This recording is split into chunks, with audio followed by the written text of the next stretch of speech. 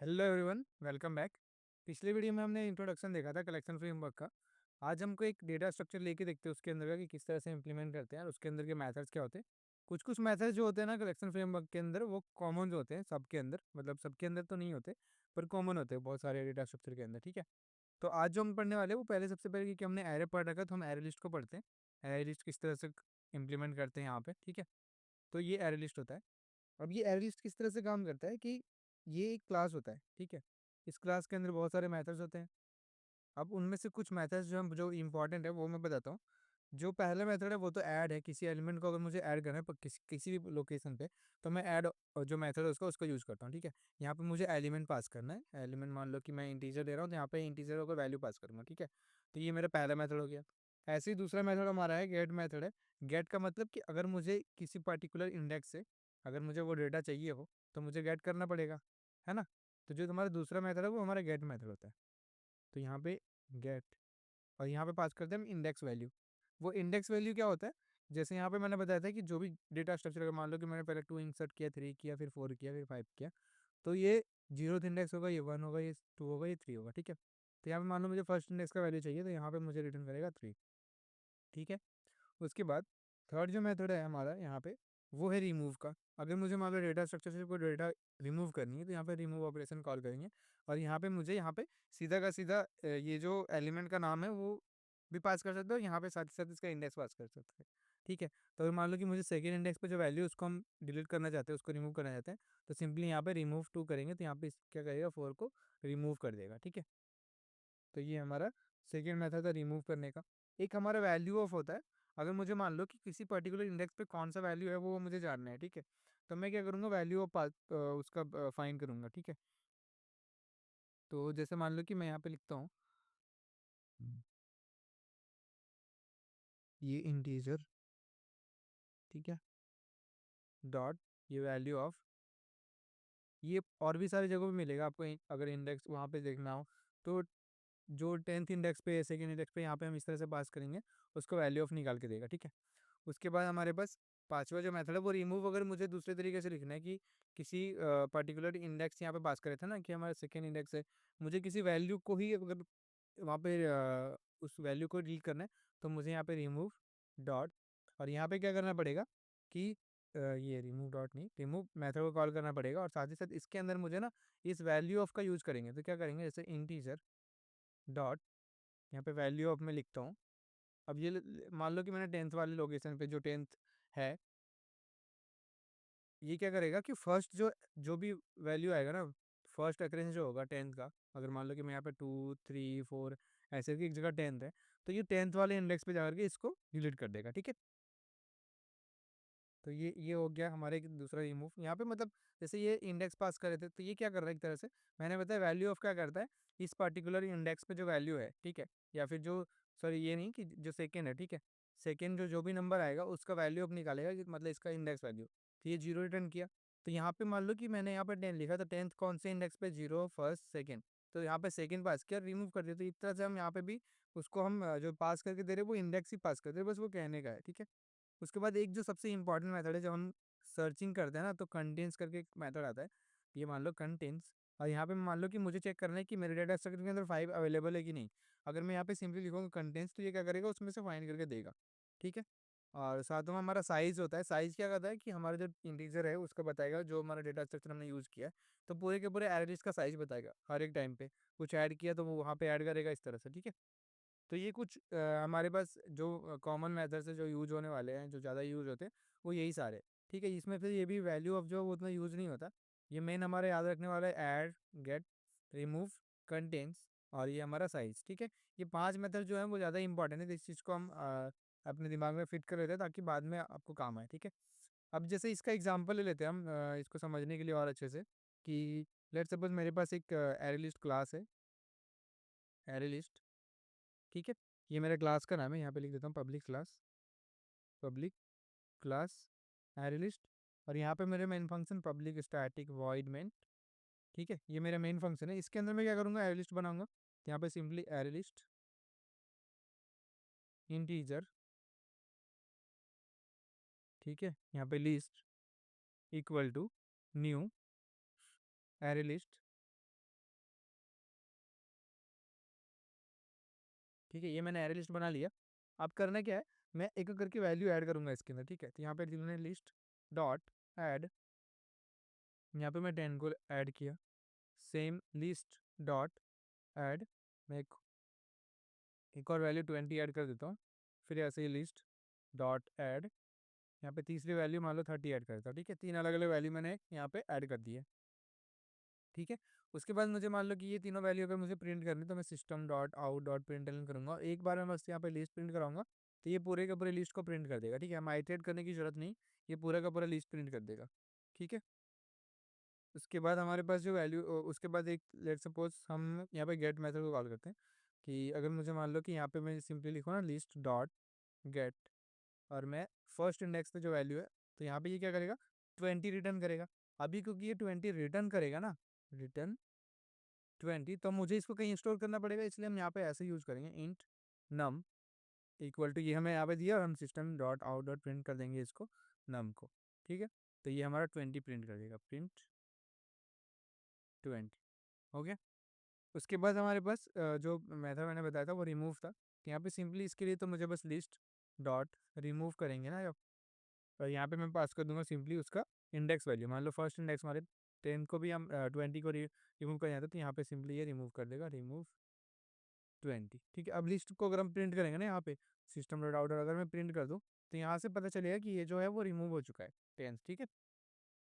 उसके बाद मैंने बताया था कंटेन्स करके, अगर मैं मान लो कंटेन कीवर्ड यूज करता हूँ, तो ये ना ट्रू या फॉल्स रिटर्न करता है, ठीक है। अगर मैं यहाँ पे लिखूँ लिस्ट डॉट कंटेन, यहाँ पे 10, ठीक है, तो ये या तो ट्रू या तो फॉल्स रिटर्न करेगा। तो ये अभी के लिए 10 हमारे पास एग्जिस्ट करता है, तो ये ट्रू रिटर्न करेगा, तो मुझे इसको किसी बुलियन में स्टोर करना पड़ेगा।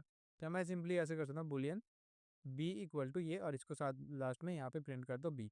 तो ये क्या करेगा, ट्रू होगा या फॉल्स होगा उसको प्रिंट कर देगा, ठीक है। उसके बाद हमारा साइज मैंने बताया था, यहाँ पे सिंपली अगर मैं लिस्ट डॉट साइज करता हूँ, तो ये मुझे इसका लेंथ जो होगा वो प्रिंट करके देगा। अगर यहाँ पे 3 वैल्यू थी, एक मैंने रिमूव कर दिया, तो बचे 2, यहाँ पे क्या करेगा, ये 2 रिटर्न करेगा, ठीक है। तो ये हमारे इस तरह से अलग अलग मैथड्स है जो हम यूज करते हैं इस डेटा स्ट्रक्चर के अंदर। अगर मैं इसको अगर दिखा दूँ रन करके, तो चलते हैं अपनी VS कोड के अंदर।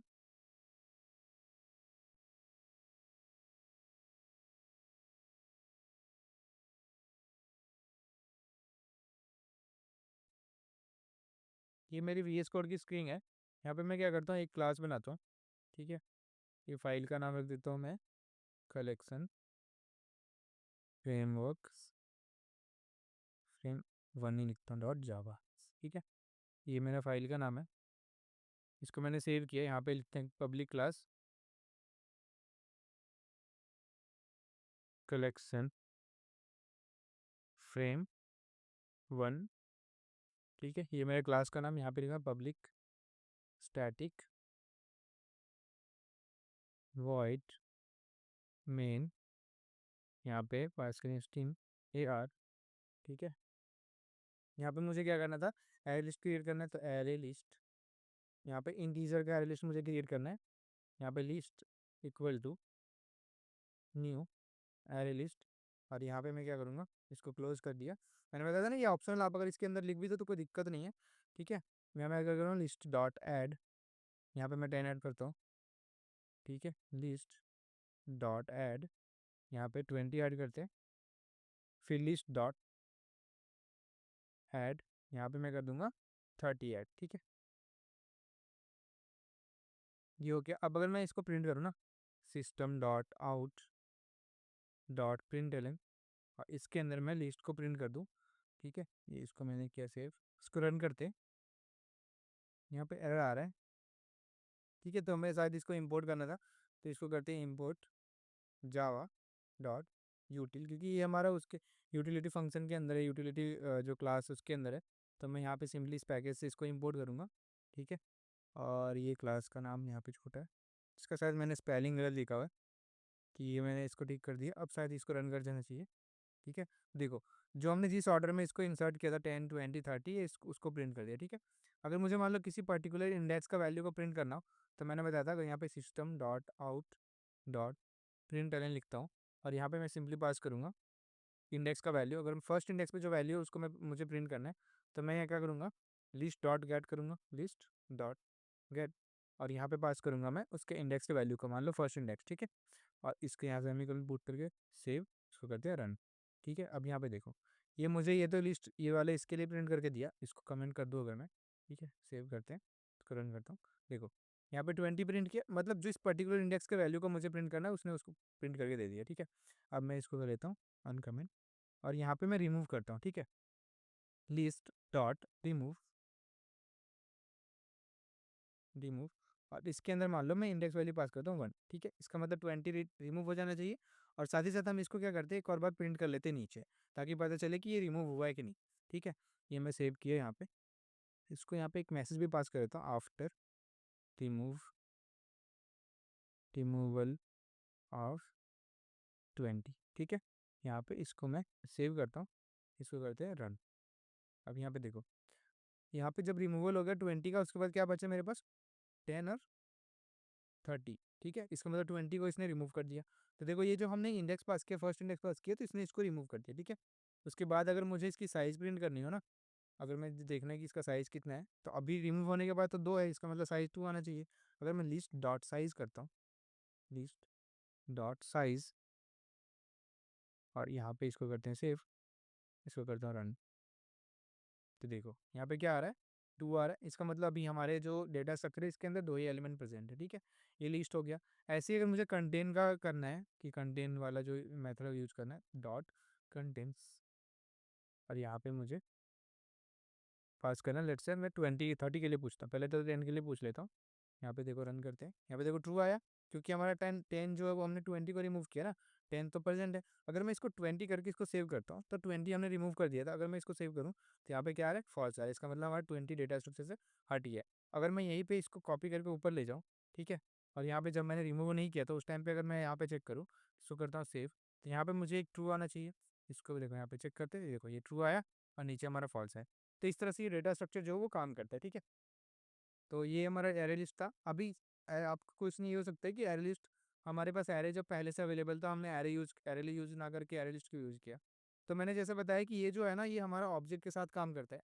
अब देखो यहाँ पे इंटीजर, यहाँ पे मैंने यूज़ किया, इंट नहीं लिखा है, तो प्रिमिटिव डेटा टाइप के साथ ये काम ही नहीं करता। तो पूरी की पूरी कलेक्शन फ्रेमवर्क है ना, वो हमारे इसके साथ काम करता है। तो जब भी हमें कुछ ऐसी चीज़ें यूज़ करनी हो, तो हम एरे लिस्ट यूज़ करते हैं एरे की जगह।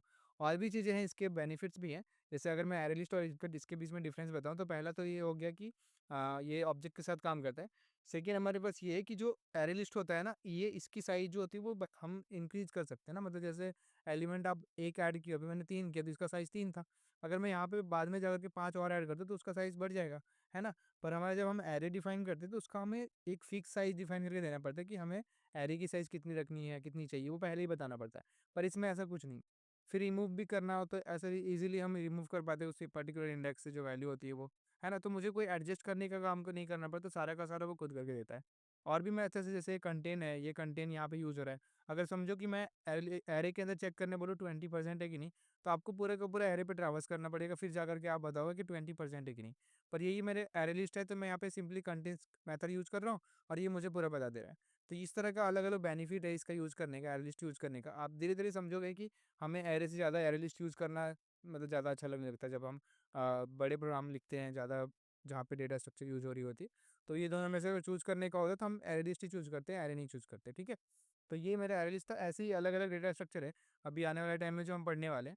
तो अभी के लिए आप इसको प्रैक्टिस करो, इसके कुछ-कुछ ऐसे ही क्वेश्चन ऐड करने का है, तो आप जहाँ पे अभी तक एरे यूज़ करे थे, वहाँ पे एरे लिस्ट यूज़ करके देखो और उसको बना करके देखो, कुछ प्रैक्टिस करके देखो। बाकी जो मैंने बोला था कि मल्टी-थ्रेडिंग और उसका मिक्स क्वेश्चन जो आएगा, वो एक्सेप्शन मल्टी-थ्रेडिंग और मेबी मैं कहीं पे वो भी ऐड कर दूँ पीछे के जो मैंने पढ़ाए थे वो सारे के सारे। तो उसका कुछ वो क्वेश्चन का लिंक आप मतलब लिंक क्या, वो क्वेश्चन आपको डिस्क्रिप्शन के अंदर मिल जाएगा, इस वाले वीडियो के डिस्क्रिप्शन में। तो आप वो चीज़ चेकआउट कर सकते हो और उसको प्रैक्टिस कर सकते हो, ठीक है? बाकी हम फ्यूचर में उसको भी डिस्कस कर लेंगे कभी। पर अभी के लिए बस मैं वो सिनेरियो डाल दूँगा, उस सिनेरियो को पढ़ना और उसको समझने का ट्राई करना, ठीक है? अभी के लिए इतना ही, थैंक यू।